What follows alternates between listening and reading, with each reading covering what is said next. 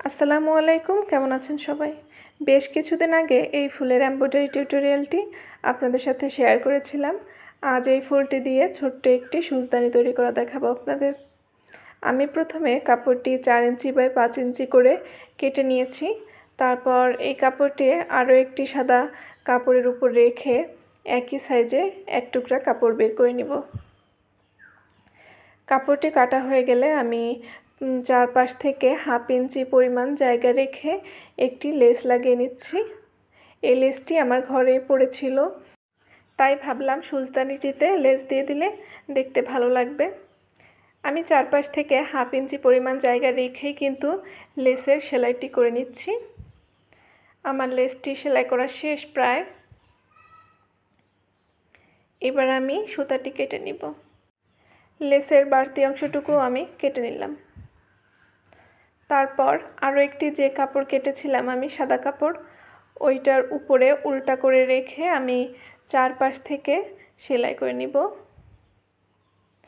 খেয়াল রাখতে হবে যাতে লেসটি সেলাইয়ের উপরে না আসে। আমি চারপাশ থেকে সেলাই করে নিয়েছি এবং এক কর্নারে একটু অংশ সেলাই করিনি। এবার আমি কাপড়টি উল্টিয়ে নিব।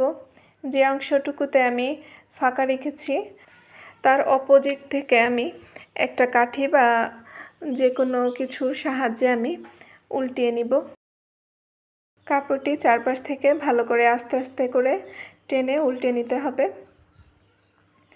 প্রায় শেষ। এবার একটা পিলো কভারের মতো হয়ে গেছে, দেখতে কিন্তু এখনই অনেক সুন্দর লাগছে। এবার আমার কাছে কিছু তুলা ছিল, এই তুলাটি আমি এই পিলো কভারের ভিতর দিয়ে দিচ্ছি।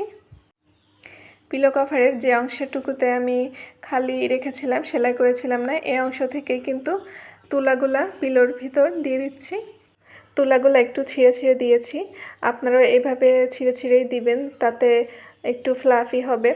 আর পিলোর প্রতিটি কর্নারে যাতে ভালো করে তুলাটি যায় এজন্য একটি কাঠি দিয়ে সুন্দর করে দিয়ে দিবেন।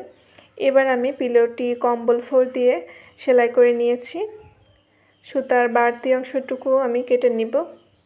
খুব সহজেই বানিয়ে ফেললাম সুজদানি।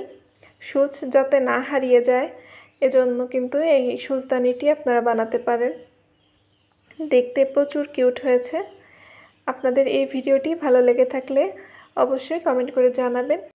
পিলো কভার বানালে আমাদের সাথে অবশ্যই ছবি শেয়ার করবেন। আসসালামু আলাইকুম, আল্লাহ হাফেজ সবাইকে।